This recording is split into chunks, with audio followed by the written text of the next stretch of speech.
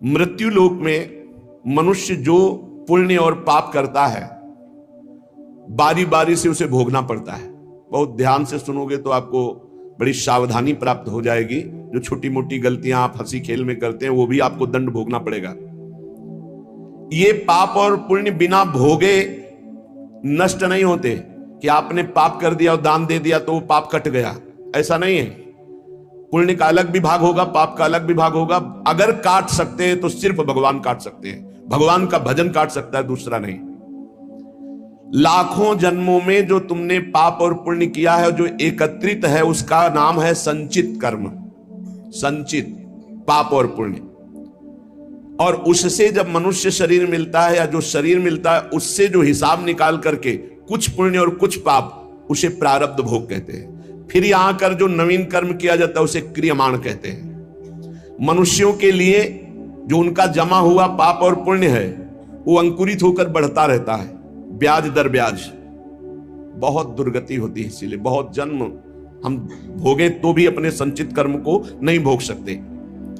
जैसे बीज मिट्टी और जल की आकांक्षा करता है तभी वो उत्तम वृक्ष रूप धारण करता है, ऐसे ही पाप और पुण्य उसे प्रेरित करके पुनः पाप करवाता है, प्रेरित करके पुण्य पुनः पुण्य करवाता है। अगर पाप कर्म में रहती है तो पाप पर पाप, पाप पर पाप, और ये एकत्रित होकर वृक्ष रूप होकर समय स्थान वो निश्चित करेगा। पाप तुम्हें कहां दंड देना है। समय स्थान, बुरी दशा आने के पहले बुद्धि बदली जाती है, उसकी बुद्धि बदल दी गई। आप ना आवे आप पर ताई तहां ले जाए, वो वहीं ले जाएगा, उसी स्थान पर मारा जाएगा, उसी स्थान पर जो दंड उसे मिलना मिलेगा। जैसे आपने छोटा पाप किया तो आपके चलते समय पैर में कांटा चुभेगा और दुख होगा। कांटा निकाला गया, थोड़ी दिन वहां दर्द रहा, खत्म हो गया, आपका पाप क्षय हो गया। छोटा पाप कोई, आगे बताया जाएगा कौन कौन से पाप से कैसे कैसे दंड मिलते हैं। अब अगर आपसे थोड़ा बड़ा पाप बना है तो वही पैर में लोहे की कील बनकर चुभेगा, कांटे की जगह लोहे की कील, अधिक दुख होगा। और बड़ा पाप बना है तो खजूर का कांटा, बड़ा कील, ऐसे आपके पैर में चुभ। बिना पाप कर्म के कहीं भी किसी को कोई भी दुख नहीं हो सकता। सिर में दर्द होना, आजीवन पूरे जीवन सिर का रोग हो गया कि वो दर्द ही होगा 2-4 दिन में, 10 दिन में, पाप का कारण। अपथ्य भोजन, सर्दी सहन न होना, गर्मी सहन न होना, हर समय हृदय जलते रहना, पाप का लक्षण। भिन्न भिन्न पाप भिन्न भिन्न प्रकार के दुख देते हैं दीर्घ काल तक। शस्त्र और अग्नि आदि का भय ये पाप के कारण होता है। अनेक जन्मों के संचित पाप, कोई इसी जन्म के केवल नहीं है, वो केवल मंडराते रहते हैं आकाश में दंड देने के लिए, समय इंतजार करते हैं कि किस किस पाप से पापियों को कौन कौन सा नरक में दंड मिलता है, वो मैं बतला रहा हूं। जो नीच मनुष्य कामना और लोभ के वशीभूत होकर दूषित दृष्टि से हर स्त्री को भोग भाव से देखता है, जिसको देखता है बस काम भाव से देखता है। बोले जो दुष्ट दूषित भाव से माताओं बहनों को भोग दृष्टि से देखता है, तो यहां बड़ी बड़ी चोंच वाले वज्र के समान जिनकी चोंच ऐसे गिद्ध बार बार हजारों वर्ष उनकी आंखों को नोचते और खाते रहते हैं, वो आंखें बार बार होती रहती हैं, बार बार निकालते, यही वहां है कि मरना नहीं है। उनकी दोनों आंखों को वज्र तुल्य नरक के पंछी बार बार निकालते हैं और खाते हैं, और उनके पुनः नए नए नेत्र उत्पन्न हो जाते हैं। इस पापी को पलक झपकने तक के लिए विश्राम नहीं मिलता, निमिष तक के लिए कि थोड़ा चैन मिल जाए, महान दुख होता रहता है। हजारों वर्ष तक उसको इस नेत्र दर्द पीड़ा भोगनी पड़ती है। और फिर जब मृत्यु लोक में जन्मता है तो नेत्र रोगी पैदा होता है। वो यहां पैदा होगा नेत्र रोगी, या नेत्र ही नहीं है या नेत्रों में दिखाई नहीं दे रहा, कई तरह के व्यवधान, जिन्होंने नेत्रों का दुरुपयोग किया। अब जिन लोगों ने, जिनको तुम देख रहे हो इनकी जबान काटी जाती, बार बार जबान नोची जाती है, ये वही लोग हैं जो शास्त्र का गलत उपदेश किए हैं, गलत अर्थ किए हैं, अपनी वासना की पूर्ति के लिए शास्त्र का गलत प्रयोग किए हैं। जो किसी को गलत सलाह दी है तो इनकी जबान बार बार छोटे छोटे हिस्से में तलवार से काटी जाती है। शास्त्र का उल्टा अर्थ बताया, उसकी जबान को वहां हजारों वर्ष काटा जाता है। खिलवाड़ नहीं, प्रश्न उत्तर कर देना। अगर आपका उत्तर गलत है तो आप नरक जाएंगे। प्रश्न करता तो आप पर श्रद्धा करके पूछ रहा है और आपने मनमानी उत्तर दे दिया और वैसा आचरण कर दिया तो उसको पाप नहीं लगेगा, पाप आपको लगेगा क्योंकि आपने आदेश किया है और आपकी दुर्गति हो जाएगी। इसीलिए अनाधिकारी को जब जनक जी महाराज विदेह राज ने पूछा, निमि जी ने नवयोगेश्वरों से कि मैंने यही प्रश्न कर्म के विषय में सनकादि से पूछा था, वो मौन थे, कोई उत्तर नहीं दिया, क्यों? तो बोले उस समय आपका ज्ञान जागृत नहीं हुआ था, आप उस समय अनाधिकारी थे, कर्म का बड़ा सूक्ष्म विषय होता है, इसीलिए मौन थे। ऐसा नहीं कि हर प्रश्न का उत्तर फटाक से दे दे और वो गलत है, अगर उत्तर तो शास्त्र सम्मत नहीं है तो उत्तर देने वाले को नरक का दंड मिलेगा, उसकी जबान हजारों वर्ष वहां काटी जाएगी। जो शास्त्र का गलत अर्थ करता है, जो शास्त्र को अपनी वासना पूर्ति के लिए घुमा करके बोलता है, जो किसी को बुरी सलाह देता है, उसकी जबान यहां काटी जाती है, जो देख रहे हो। जो वेद की निंदा करते हैं, देवताओं की निंदा करते हैं, संतों की निंदा करते हैं, वैष्णव की निंदा करते हैं, गुरु की निंदा करते हैं, गुरु पर दोष दृष्टि करते हैं, गुरु को वक्र दृष्टि से देखते हैं, क्रोध दृष्टि से, उन सब को यहां भयंकर वज्र तुल्य वाले जिनकी चोंच है, ऐसे पक्षी गिरा गिरा करके उनके अंगों को नोचते हैं, जबान, आंख और उनके शरीर के अंगों को। जितने निमेष तक उनके द्वारा ये जिह्वा जनित पाप हुआ है, उतने हजार वर्ष तक उनको पक्षी नोचते हैं। जो नराधम बिना दोष के दो मित्रों में फूट डाल देते हैं, एक दूसरे की चुगली करके, पिता पुत्र स्वजन में भेद पैदा कर देते हैं। और जो पुरोहित, बहुत ध्यान देने योग्य बात, अनुष्ठान का संकल्प लेता लेकिन अनुष्ठान पूर्ण नहीं करता, जजमान को क्या पता?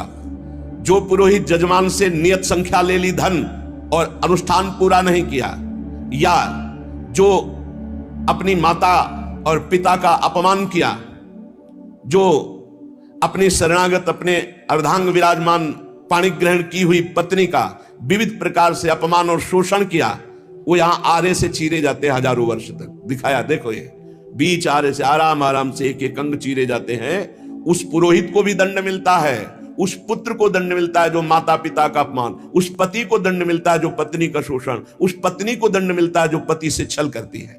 आप खुली आंख इनकी दुर्गति देख सकते हैं। जो दूसरों को कष्ट देने का स्वभाव बना लिया है, बातचीत चेष्टा से कष्ट ही देना है, जो दूसरों की प्रसन्नता में जलते हैं, जो दूसरों की घरों में, सोए हुए घरों में आग लगा देते हैं या फसलों में आग लगा देते हैं और उनको प्राणांतक कष्ट देते हैं, उन अधम पापियों को यहां जलती हुई आग में जलाया जाता है। तुम देख लो, तपती हुई बालू डालकर उनको भूना जाता है और यहां आग में उन्हें जलाया जाता है।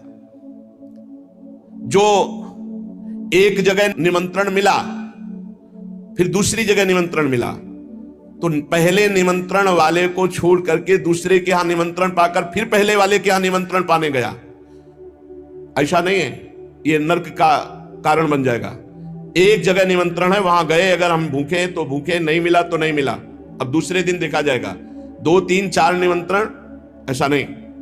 जो ब्रह्मर्षि किसी देव कार्य के लिए, पितृ कार्य के लिए यजमान के द्वारा निमंत्रित किया गया और वो दूसरी जगह भोजन कर लिया, दूसरे निमंत्रण को स्वीकार करके फिर उसके यहां भोजन करने गया, तो उसको यहां नरक में 2 टुकड़े करने वाला दंड मिलता, बार बार उसके 2 टुकड़े। ये बार बार बहुत जगह भंडारा, बहुत जगह निमंत्रण, ये ऐसा नहीं है, सिद्धांत है। तुम भूखे हो तो एक जगह चले जाओ और अपना पेट भरो, भजन करो।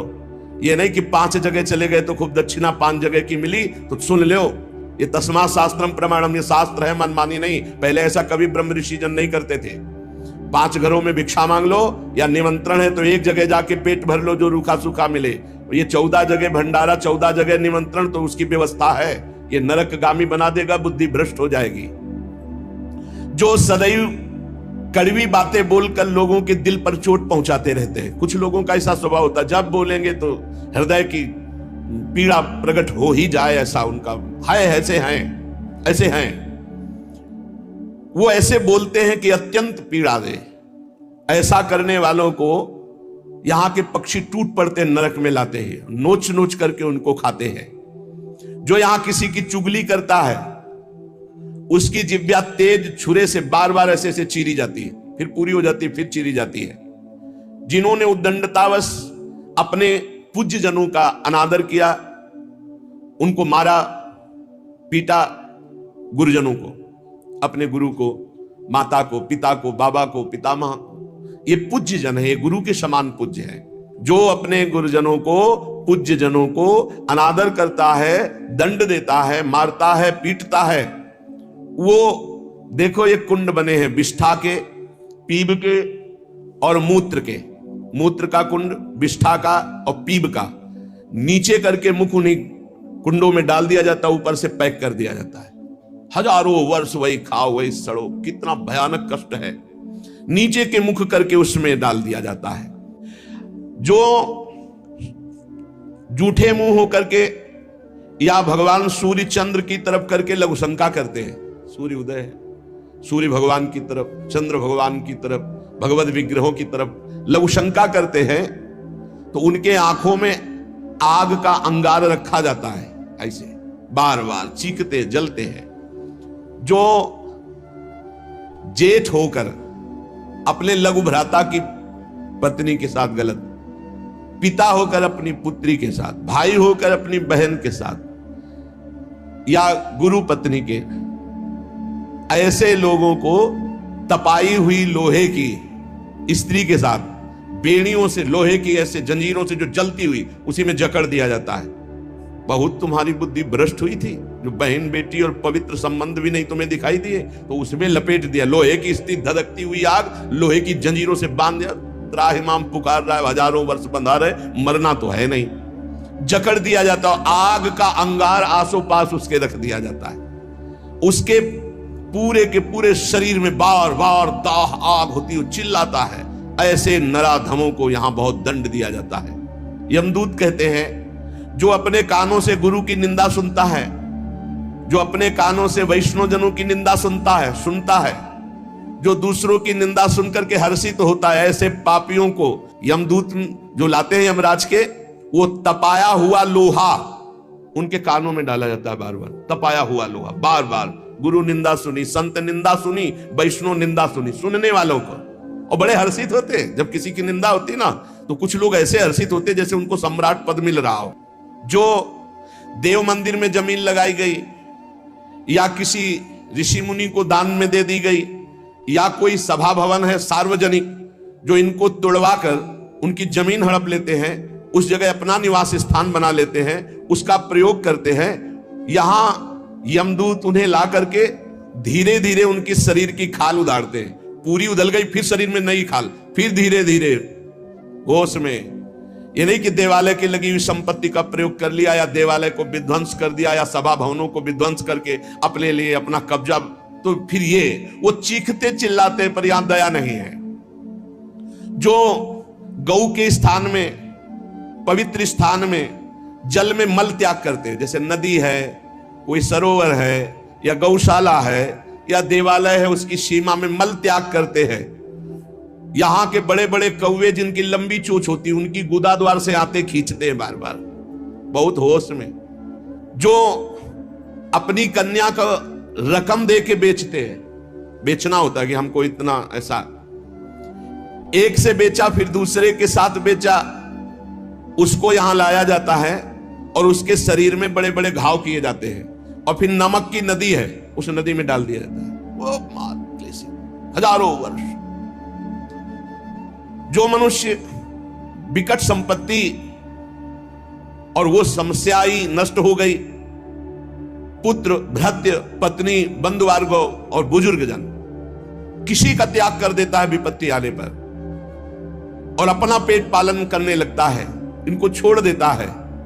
तो यहां हम लोगों में कुछ यमदूत ऐसे हैं जो बिल्कुल कर्कश होकर के उनके मांस को नोचते हैं और उसी के मुंह में डालते हैं, उसी को खवाते हैं, उसे खाना पड़ता है। जो मनुष्य अपने पुण्यों को यहां बेच देते हैं, उनकी बड़ी दुर्गति होती है। जैसे 1 घंटा नाम कीर्तन करेंगे 500 रुपया लेंगे, अमुक कार्य करेंगे अमुक रुपया लेंगे। जो अपने पुण्यों को बेच देते हैं, कई तरह से बेचना होता है, उनकी व्याख्या कहां तक करें। जो अपने पुण्य कार्यों का दाम लेते हैं, बेच देते हैं, वो पापी हैं और उनको यहां चक्कियों में डाल के नरक में पीसा जाता है जैसे आटा पीसा जाता है।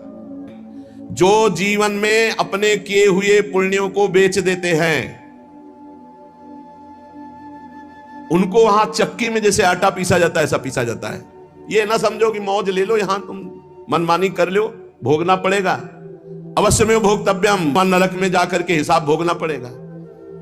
चक्कियों में पीसे जाते हैं जो अपने पुण्य कर्मों को बेचते हैं। जो यहां किसी की धरोहर मिली, ए भैया हमारे इतने रुपए रख लो, ये सामग्री रख लो, हम समय से ले लेंगे, हमारी अव्यवस्था है, और फिर वो मुकर गया कि कौन धरोहर कब दिया कैसे दिया, तो उन्हें यहां जलती हुई लोहे की जंजीरों से बांध दिया जाता है और ऐसे कुंड में फेंका जाता है जहां बड़े कीड़े भयामने विषैले, और वो उनको हजार हजार वर्ष तक नोच रहे हैं, उसी में बंधे चीख रहे हैं। कौन? जो दूसरों की दी हुई धरोहर को ना देकर मुकर जाते हैं, कब तुमने दिया। जो पापी दिन में मैथुन करते हैं, शास्त्रीय मर्यादा में दिन में मैथुन करना निषेध है। जो रात्रि में पराई स्त्री से मैथुन करते हैं, दिन में चाहे अपनी स्त्री क्यों ना हो, मैथुन निषेध है। और जो इसीलिए महाभारत में एक प्रसंग आता है, एक ऋषि को उनकी पत्नी ने दिन में बहुत प्रेरित किया।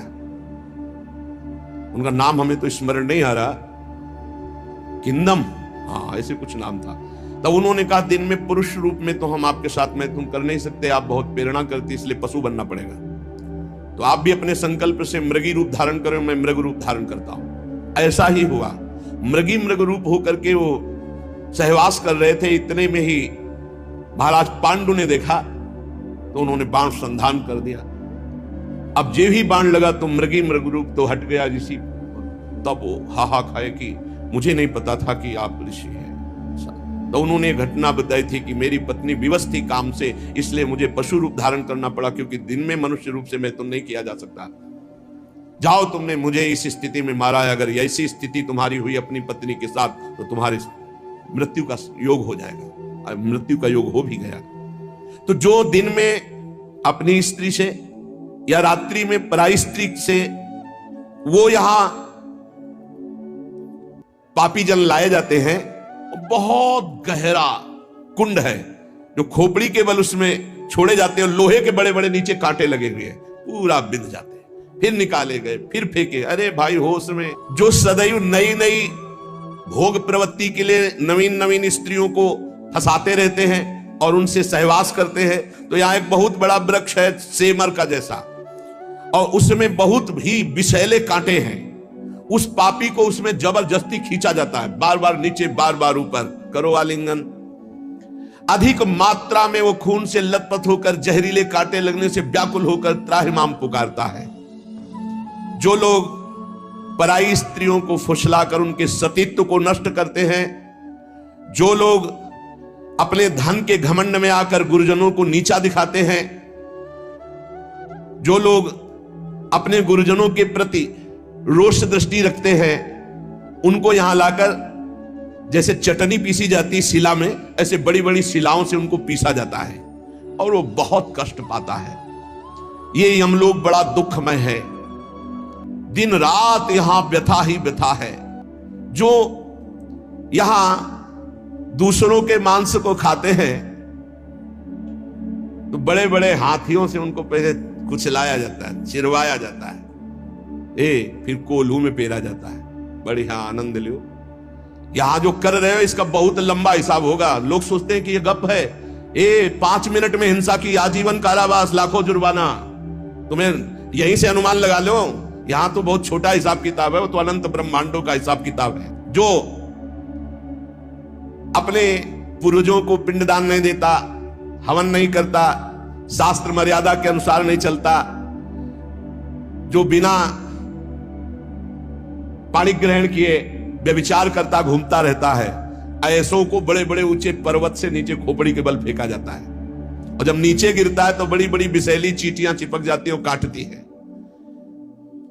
अब और सावधानी की बात, जो पापी पुरुष के द्वारा दिया हुआ दान लेता है, स्वीकार करता है, पापी होश में ये रुपए की गड्डी नरक पहुंचा देगी। जो पापी पुरुषों द्वारा दिया हुआ दान लेते हैं, चाहे वो यज्ञ कराने के लिए, चाहे वो किसी भी कार्य के लिए, उन मनुष्यों को पत्थर के भवन में छोटे से ऐसे गैसील, बिल्कुल गैस ऐसी जहरीली, उसमें कीड़े की तरह उन्हें बंद कर दिया जाता, बाहर से कोई वायु नहीं, बंद। अब कितने हजार वर्ष, कितनी घबराहट है। अब सोचो, पत्थर के छोटे छोटे ऐसे भवन, उनमें गैस भरी हुई जहरीली, उसमें बंद कर दिया गया। दशांश लिया जाता धर्मात्मा पुरुष का, दशांश दान है धर्मात्मा पुरुष का, 100 मेहनत से कमाए। अब अगर तुम 10 रुपए दान कर दोगे तो बहुत बड़ी बात हो जाएगी। एक गरीब आदमी बड़ी मेहनत से अपना पेट पालता था, तो ये किसी व्यापारियों के संग में था। तो सब व्यापारी बड़े बड़े अपने अच्छे पदार्थ भोजन के, वो खिचड़ी लाया था घर से, कहीं यात्रा में था। उसका नाम भोला भी था, भोला एक किसान आदमी। तो अपनी थाल में रख के पानी भरने के लिए गया, इतने में कुत्ता आ गया, एक कुत्ता खा, वो दूर बैठ गया, कुत्ते को खा गया। सब व्यापारी उसका मजाक उड़ा रहे थे। फिर अपनी थाल ली, मांझ करके रख दिया, और जो जल था उसी को पी लिया। रास्ते में जा रहे थे, एक भयानक ब्रह्म राक्षस प्रकट हुआ। अलग अलग कोटि के प्रेत भी होते हैं। अब तो सबके होश उड़ गए। भोला एकदम सीधा आदमी था। ब्रह्म राक्षस ने कहा सबको मार देंगे हम व्यापारी। तो भोला ने कहा शुरुआत हमसे करो। तो उनका तुम्हारे ऊपर तो हाथ नहीं उठा सकते। क्यों?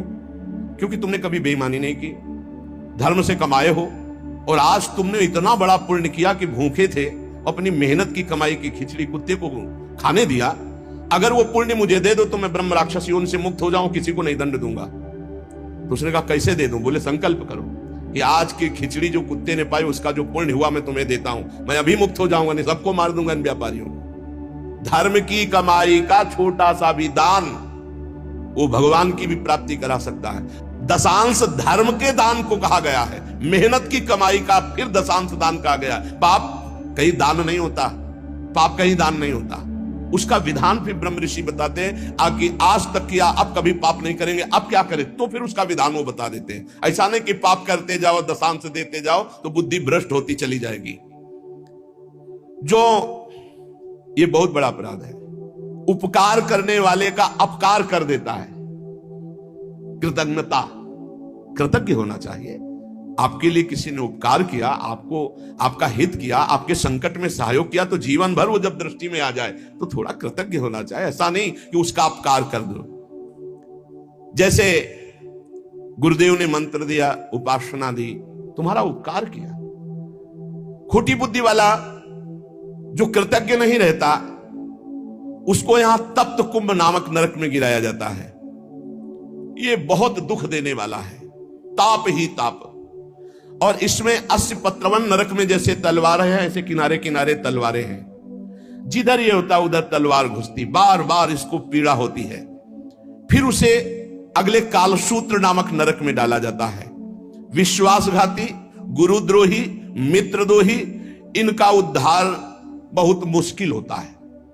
ये यहां नरक में भोग करके भी जब जन्म लेते हैं तो कोढ़ी, दुष्ट स्वभाव वाले, सर्प आदि ऐसी योनियों को प्राप्त होते हैं। यहां जो किसी का सोना चुरा लेते हैं, यहां जो शराब पीते हैं, उन महापापियों को यहां लाया जाता है, और जो शराब पीते हुए गला हुआ लोहा उनको पिलाया जाता है। ए भैया, शराबी जो पिए हो तो बंद कर दे बात से, नहीं आगे इंतजाम कुछ और है। हाँ, जलता हुआ लोहा पिघलता हुआ पिलाया जाएगा, मरोगे है नहीं, बहुत होश में। स्वर्ण की चोरी करने वाले को वैसे ही स्वर्णिम आग के ऊपर फेंक दिया जाता है, भुनो सारे। यहां कोई मानता नहीं, कहते सब झूठ है, भोगोगे तब पता चलेगा। और ऐसे लोग जब नरक से लौटते हैं तो उनको यहां भारी भारी घृणित बीमारियों से पीड़ित होना पड़ता है।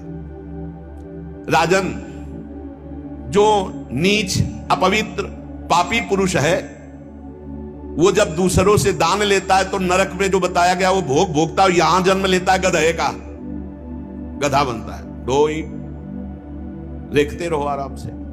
किसको? जो पतितों से, पापियों से दान लेता है, वो न ऊपर तो सुना दंड, और जब मृत्यु लोक में जन्मेगा तो वो गधा बनेगा। चाहे कोई भी हो, तैयार रहो पीठ मजबूत करके ढोने के लिए भार। जो अधिकारी नहीं है, पतित है, उससे जो पैसे के बल से पूजा करवाता, यज्ञ करवाता है, उस द्विज को जब नरक जाके पहले भोगेगा और फिर लौटेगा तो विष्ठा का कीड़ा होना पड़ेगा।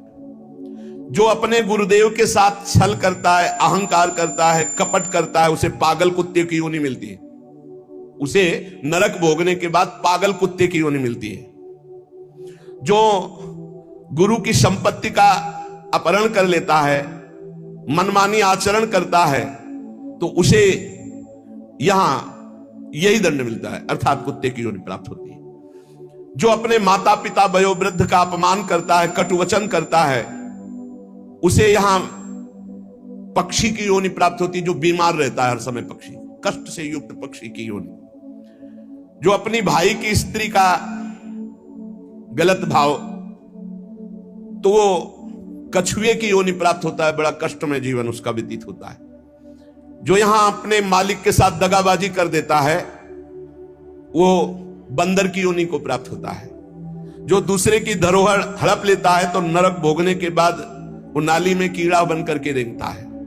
जो दूसरों के दोष देखता रहता है, वो नरक भोगने के बाद यहां अंधा पैदा होता है, आंखों से अंधा पैदा होता है। जो अपने मित्र या अपने प्रियजनों के साथ विश्वासघात करता है, वो मछली की योनि हजारों बार जन्म लेता है।